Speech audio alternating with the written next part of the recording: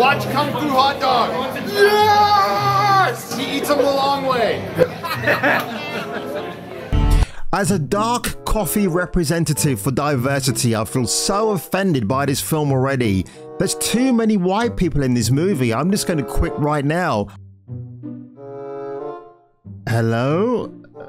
Okay, not the usual babe-tastic wallpaper I would normally have as my background fixture, but today, even though it's not about video games, I just thought I'd make you laugh and me giggle at everybody's expense behind Gollum, the video game that everyone thought was going to be a milestone Game of the Year contender, and of course it's been banished into the garbage landfill sites around the world.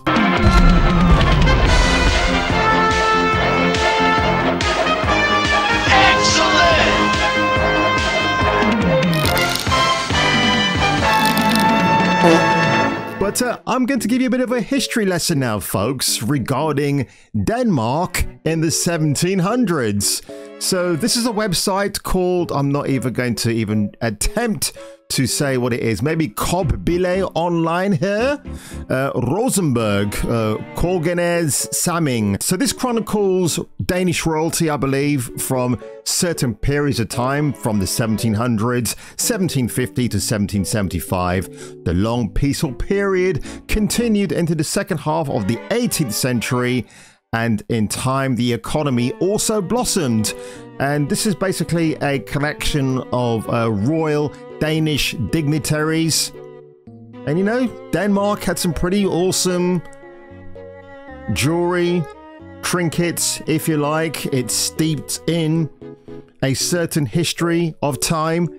And of course now, if you go to IMDb, Mads Mikkelsen, one of my favorite actors, is appearing or is starring in a movie called The Promised Land. 2 hours and 7 minutes long, so you know what you're getting for your money. Currently has a 7.5 out of 10 rating on IMDb. So you've got that, okay? Now we're going to watch the trailer. And by the way, before I actually get to the trailer, here is the synopsis. The story of Ludwig Karlen, who pursued his lifelong dream to make the Heath bring him wealth and honor. Plain and simple, right? So let's take a look at the trailer, which, by the way, has gotten 4,200 upvotes and only 18 downvotes.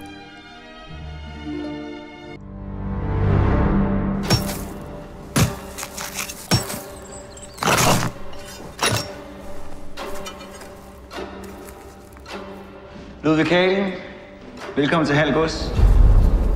Du vil forsøge at dyrke heden. Jeg vil bygge kongens første koloni derude. Det är fantastiskt det du är igång med. Jag får redan en känsla av liv här ute. Heden er Guds natur i al sin pragt. Hvorfor kastrere et vildt bæst, der bare gerne vil være frit? Han har Gud netop ikke sat mennesket på jorden. Put man on earth to create civilization. Already it's a sexist trailer. How dare they? For at skabe civilisation. Gud er kaos. Livet er kaos. Nej, krig er kaos. Men vinderen er den, som kan finde ud af at kontrollere kaos. As a dark coffee representative for diversity, I feel so offended by this film already. There's too many white people in this movie. I'm just going to quit right now. I'm just kidding, actually. This trailer already has me hooked. Det er min jord. Det er kongens jord. Jeg arbejder for kongen. Hold op med at tale om kongen, som om du kender ham. Han ved ikke engang, du findes. Og du kommer til at lykkes med at bygge din koloni derude? Ja. Hvis du bekriger ham, så risikerer du alt. Schenkel stopper ikke, før han er vundet. There are some good-looking Danish actresses in this film. Already, I'm genuinely interested. Jeg har brug for dig. Du vil bare have din adelige titel, så du kan mænge dig med de fine folk. Mads Mikkelsen.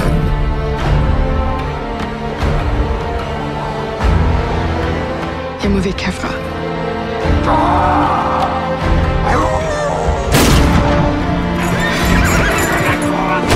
Vi vil fare kan inte dö för det är ett helt projekt. So I think the young girl in question that they seem to be very protective of is your diverse girl of color in this movie. And I kind of mention that for a specific reason. But look, I mean, this film, holy shit, like the cinematography, some early aspects of this movie reminds me of a Richard Gere film from 1978 called Days of Heaven. Really, really great film, actually. If you haven't seen it, you should check it out. Hold dig væk fra hende. Er det forstået? Kaos, Ludvig. So basically, you got two white men who are definitely, well, friends at first, and it seems to be by the second half of this trailer, bitter rivals. Livet er kaos. Ugh. Wow, shit.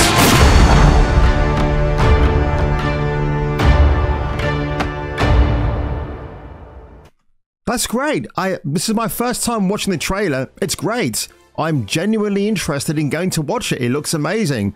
Yeah, like I said, there's some right good-looking Danish honeys in there playing certain historical figures from 1750 Denmark. And of course, great trailer. What do one of the comments say? The fact that Mads doesn't have an Oscar is a travesty, and I hope this movie will fix that. This is kind of a good comment to read because it kind of leads on to what I'm going to show you in a minute. All you have to do is support Mads in a movie, and it makes an instant watch for me. That's true. This looks on par with the highest work he's done so far.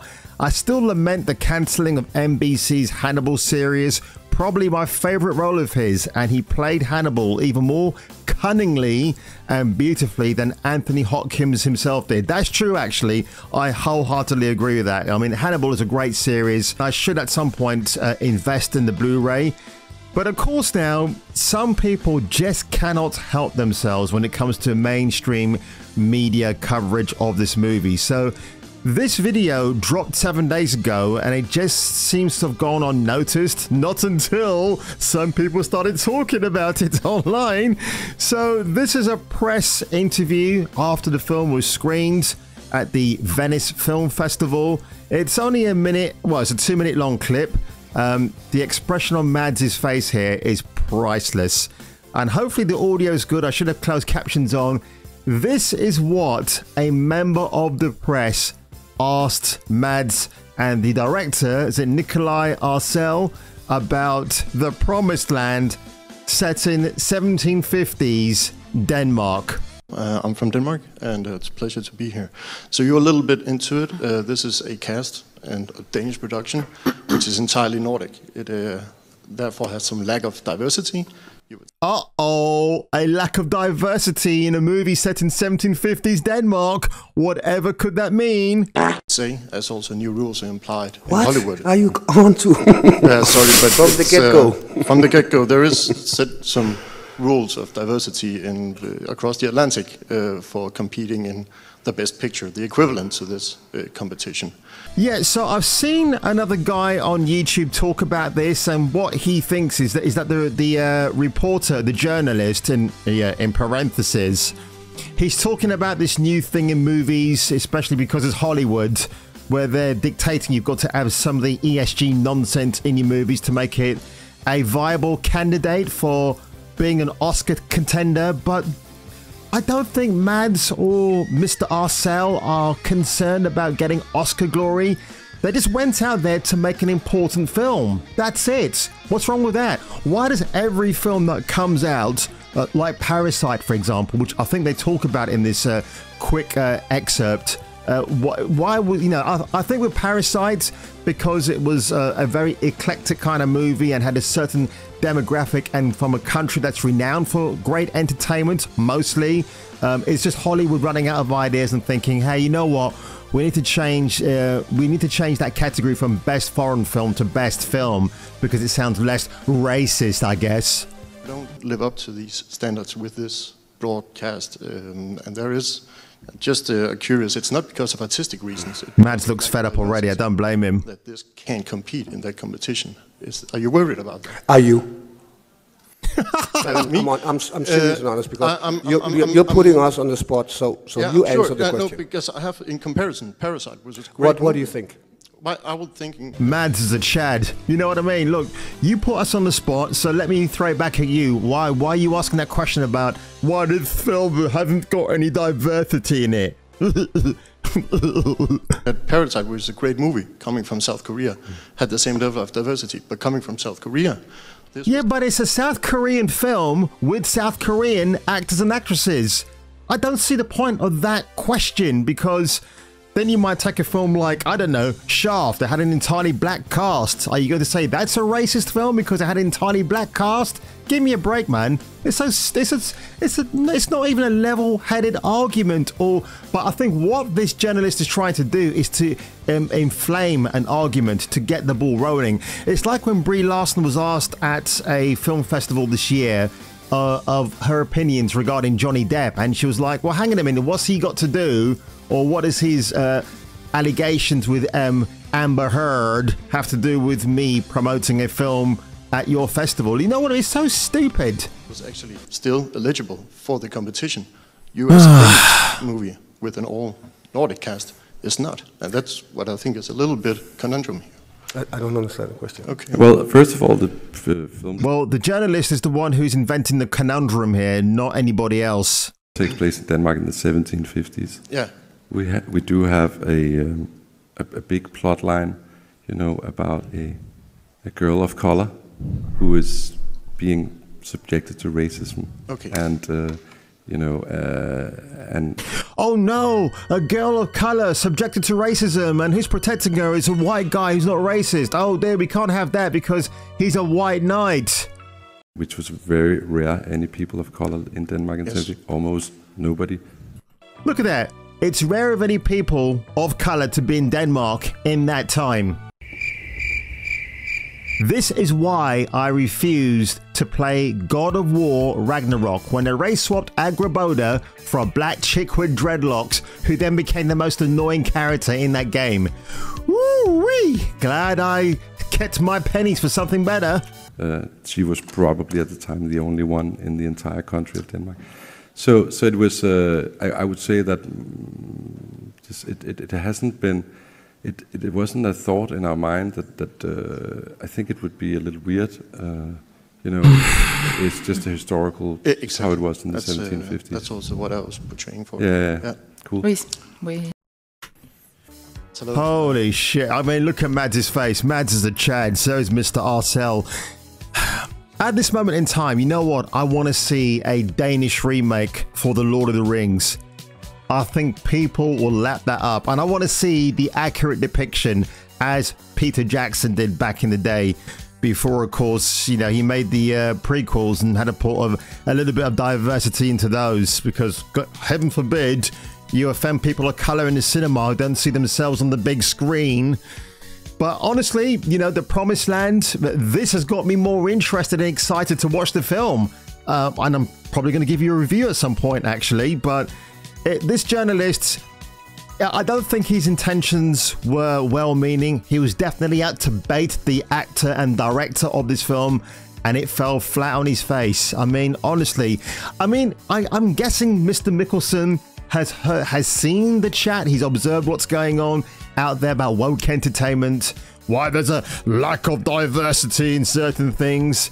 And you know what, man? I want films to go back to the Iron Age. There is the Iron Age already that's out there, as in the form of independent creators, filmmakers, writers, comic book artists, indie video game developers out there. And again, folks, if you know any people like that and you want to put them in touch with me, definitely do that, and I'll see if I can give you a shout out. But The Promised Land, set in 1750 Denmark with an entirely white cast and one girl of color.